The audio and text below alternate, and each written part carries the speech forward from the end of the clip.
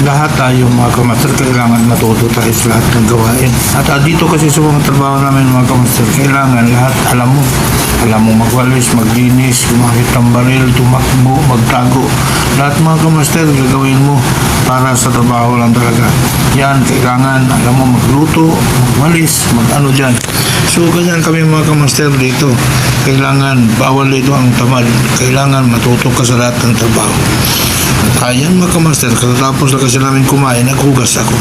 At hinugasan ko lahat ng mga plato para mayroon na kami mga gamit. Ayan po naman master, kapabayaan natin yan.